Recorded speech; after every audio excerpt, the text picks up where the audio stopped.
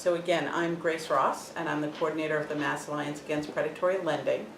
And I wanted to clarify one critical thing. When you sign a mortgage, we think of that as non-lawyers, as if you're signing a document. You're not signing a document. You're signing two documents. You're signing a note, a promissory note, which is like a check. That's the form of note we're all most acquainted with. And you're signing a legal contract called a mortgage. Now the note functions like a check. So literally if the bank wants to pass it from one bank to another, they have to sign it like you would sign the back of a check. If they want to transfer the mortgage contract, when you signed your mortgage, it was actually notarized, and so that document, the signature on that document, it's already been authenticated because there's a notary on it. So as a contract, it's not the actual signature on the document that is needed for transferring it. It can be transferred by faxing or scanning in and sending or whatever you want.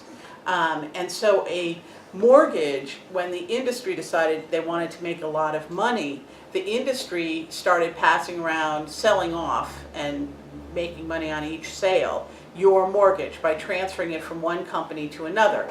The physical mortgage contract, they could do that really easily by just passing it around the world electronically if they wanted. Whereas the note, because it's like a check, and if anybody has ever put a check in the laundry and had it come out as little wisps of paper, you know that once you've done that, you've lost the value of the check. Well, the same is true for the note that you signed when you got your mortgage. They need the bank needs the actual physical piece of paper with your signature on it. And if they're going to transfer it to another bank, they have to sign that same physical piece of paper. Well, while they were making money trying to whiz these documents around the world, the note was a real problem. The mortgage they could scan in because you didn't need the original. And so what happened was that the notes and the mortgages often got separated. That means that when you're dealing with your mortgage, you may have one company that owns the mortgage, a different company that at least claims to own the physical note, and because the industry didn't want to have to do a lot of work for your mortgages, they would hire a third party. If the mortgage and note were separated, there were already two. So a third party to, quote, service the loan. And that's who all of you know. That's the party that's sending you the bills, that you call if you want to do a loan modification, who will send you letters saying you're in default. They usually don't have any interest in your mortgage at all. They are literally hired like the front office staff to talk to you. They don't have the money in your mortgage. And so most people, if you ask them who has your mortgage, they will tell you the name of the company that services their mortgage. And a lot of these servicing companies don't even buy mortgages. They're literally not in the business of mortgages. And they don't have any skin in the game. So when you're getting run around and you're calling 50,000 times and getting passed from person to person, they're just making money off of the contract they got from whoever has your mortgage. They don't care that they're running you around. And they don't care whether you pay your mortgage or not. They're making money no matter what.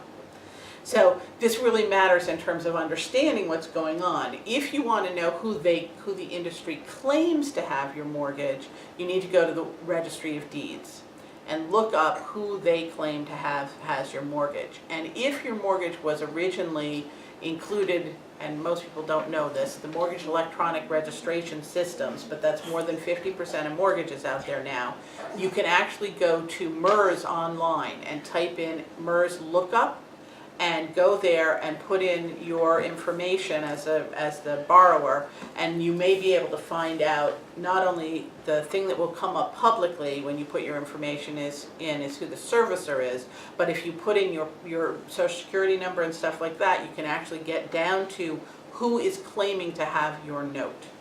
Not everybody has a mortgage in the MERS system, but overwhelmingly the folks who got their mortgages during the bubble do. So that's a good place to get that information also.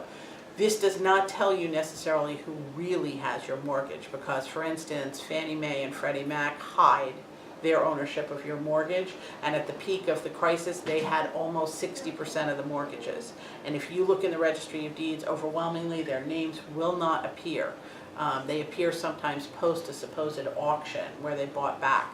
So if you have Fannie Mae or Freddie Mac and you look them up in the registry of deeds on your property, or you look up the MERS lookup, you may not get told even there that Fannie Mae or Freddie Mac has your mortgage. So in that situation, you go to the Fannie Mae lookup or the Freddie Mac lookup online and put your information in there. It's not 100% guaranteed to be right, but it's likely to be right.